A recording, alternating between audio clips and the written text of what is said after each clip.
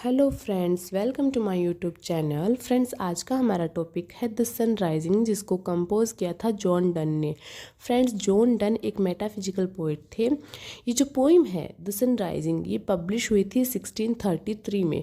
और आप एक चीज़ यहाँ पे नोटिस करेंगे कि जो सन की स्पेलिंग है वो अलग है, लेकिन वो स्पेलिंग रोंग नहीं है। एक्चुअली उस ज़माने में सन की स्पेलिंग ऐसे ही हुआ करती थी।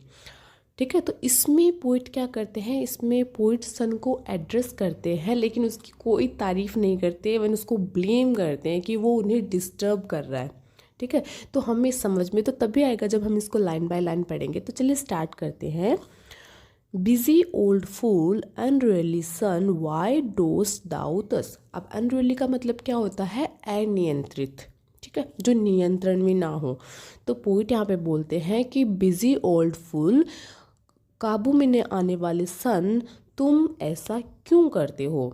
Through Windows and through curtains call on us. तुम विंडोज़ के थ्रू और कर्टन्स के थ्रू क्यों हमें जगाते हो, क्यों हमें तंग करते हो।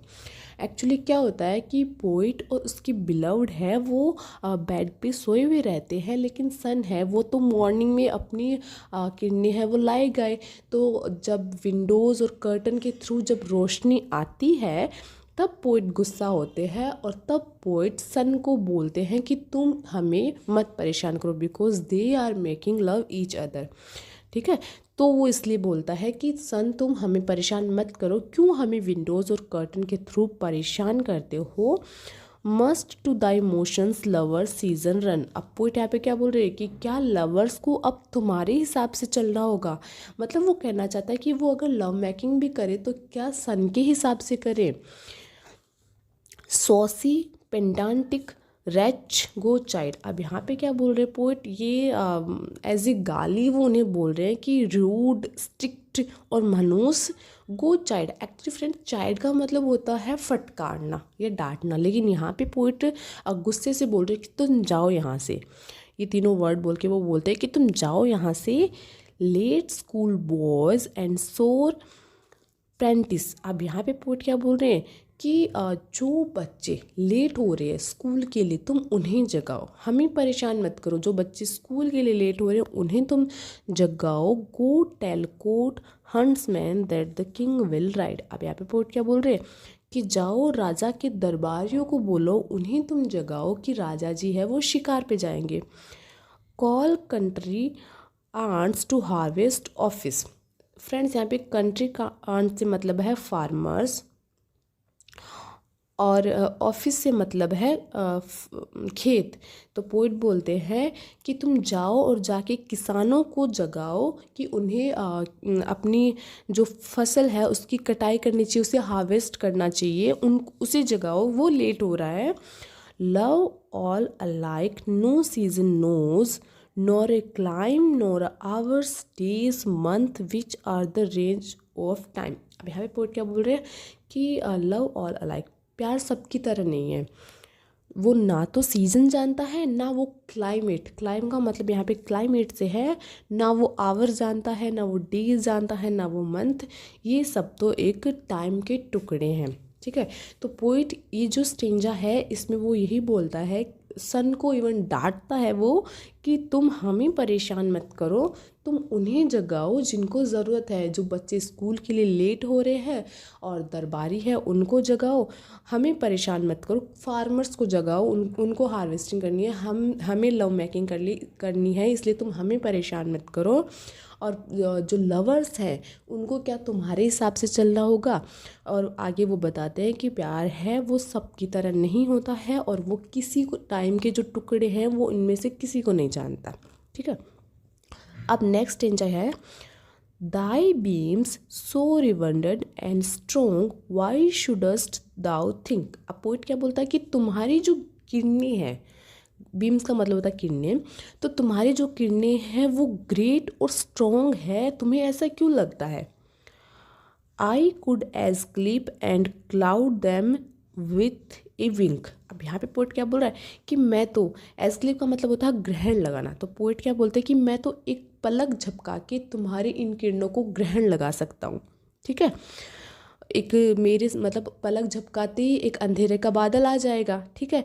तो उसकी वजह से मैं एक ग्रहण लगा सकता हूँ, but that I would not lose her site so long. लेकिन ऐसा करके मैं अपनी जो बिलव्ड है उसके ऊपर से अपनी नज़र इतनी देर के लिए नहीं हटा सकता। उसकी जो एक झलक है वो भी, उसको भी मैं मिस नहीं कर सकता। If her eyes have not blinded दाइन, और तो उसकी जो आंखें, मेरी जो बिलव्ड की आंखें हैं, वो तुम्हें अगर ब्लाइंड न कर दे तो कहना look and tomorrow late tell me. अब पोइट क्या बोल रहे कि देखो, तुम कल लेट आना और मुझे बताना whether both the Indias of spice और माइन। अब पोइट यहाँ पे क्या बोल रहे हैं कि जो कल आना तुम और मुझे बताना कि जो वेस्ट इंडीज़ और ईस्ट इंडीज़ है उसकी जो स्पाइस मसाले हैं वो वही हैं जहाँ तुमने छोड़े थे। B where thou leftist them और लाई हेयर विथ मी। तो पोइट बोलते हैं कि तुम देखना कि वो मसाले वही हैं जहाँ तुमने छोड़ा था, या वो यहाँ पे है मेरे बेड पे। मतलब पोइट क्या बोल रहे हैं, अब जो सेकंड स्टेंजा है उसमें वो ये बोलते हैं कि तुम्हें क्या लगता है कि तो जो तुम्हारी किडनी है, बीम्स हैं, वो सबसे ज़्यादा स्ट्रॉन्ग है? ऐसा नहीं है, उन पे तो मैं 1 मिनट में ग्रहण लगा सकता हूँ। लेकिन जो हमारा जो लव है, मेरी जो बिलव्ड है वो सबसे अलग है, और हमारा जो लव है वो सबसे अलग है, वो ही पूरी दुनिया है। इवन उनका मानना है कि ये जो हमारा बेड है उसका जो सेंटर है वो ही पूरी जो अर्थ है, पूरी जो कायनात है उसका सेंटर है। तो चलो आगे देखते हैं, समझ में आएगा। Ask for those kings whom thou saw'st yesterday. आप पोइट यहाँ पे क्या बोल रहे हैं कि उन राजाओं को देखो जिनको तुमने, उन राजाओं को पूछो जिनको तुमने कल देखा था। And thou shalt hear all here in one bed. तो पोइट बोल रहे हैं कि जिन राजा को तुमने कल देखा था और सुना था, क्या वो वही है या फिर इस बेड पे है? मतलब पोइट का मानना ये है कि पूरी जो कायनात है वो, उनका ये जो सेंटर है वो ये बेड ही है। तो पहले में तो वो सन को धिक्कार रहे थे कि तुम हमें परेशान कर रहे हो और जो काम तुम्हें करना चाहिए वो नहीं कर रहे हो। लेकिन सेकंड स्टेंजा में वो क्या करते हैं, वो बताते हैं कि जो कुछ भी है वो हमारे इस बेड पे ही है, पूरी कायनात इस बेड पे ही है। तो वो ये सारी बातें बताते हैं। अब थर्ड स्टेंजा क्या है? She is all state and all princess I nothing else is. अब यहाँ पे पोइट क्या बोलते कि जो उसकी बिलव्ड है वो सारे स्टेट्स है वो वही है, ठीक है, और उन सब का प्रिंस मैं हूँ। पोइट अपने लिए बोलते हैं कि इन सब का प्रिंस मैं हूँ।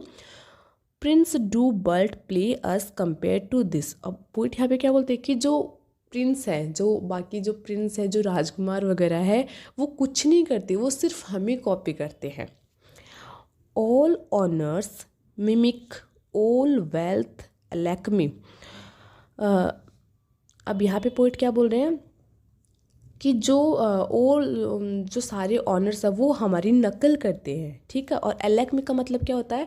जो पारस पत्थर होता है ना, वो जो मेटल से सोना बनाने का काम करता है। लेकिन ये बात तो एक तरीके से झूठ ही है ना।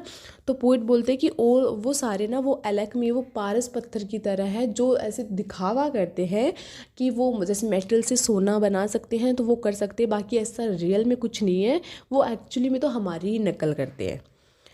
दाउ sun art half as happy as we. अब पोइट क्या बोलते हैं कि सन तुम तो हमसे आधे ही खुश होगे।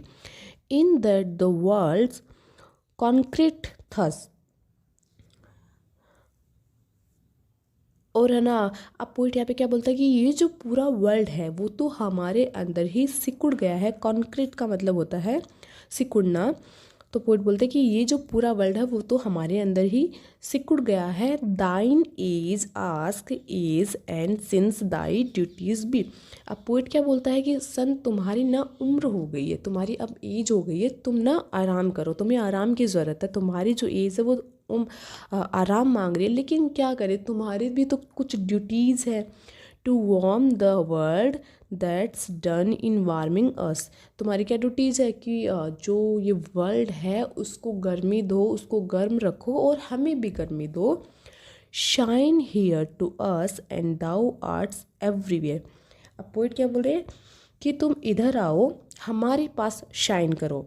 अगर तुम हमारे पास शाइन करोगे इसका मतलब ये है होगा कि तुम पूरे इस वर्ल्ड में शाइन कर रहे हो। This bed the centre is these walls the spire. अब पोइट यहाँ पे क्या बोल रहे हैं कि ये जो बेड है वो तो तुम्हारा सेंटर है और ये जो वॉल्स है वो स्पेयर है। स्पेयर का मतलब कक्षा बोलते हैं जिसको, वो है। तो पोइट थर्ड स्टेंजा में ये बोलते हैं कि तुम्हें जो मतलब जो भी है वो हमारा ये बेड ही है। तो तुम्हें अगर किसी और को कुछ दिखाना है तो वो तुम यही करो, क्योंकि बाकी जो दुनिया है वो तो हमारी ही कॉपी करती है, ठीक है। और मेरी बिलव्ड जैसा कोई नहीं है और हमारा जो प्यार है वो ही सब कुछ है। वो सबकी तरह नहीं है एक्चुअली, पर वो सब कुछ वही है। तो इसमें 3 स्टेंजाज हैं, जिनमें एक में तो पोइट सन को धिक्कारता है, दूसरे में वो बताता है कि बाकी जो राजाज वगैरह है अगर तुमने कल उनको देखा था वो वहाँ है या फिर हमारे यहाँ हमारे साथ में यहाँ बेड पे लेटे हुए हो। और थर्ड स्टेंजा में वो बताता है कि सारी दुनिया है वो उन्हीं की कॉपी करती है और पूरा जो ये संसार है वो उनके उस बेड पे है, ठीक है। आई होप आपको ये पोएम अच्छे से समझ में आई होगी।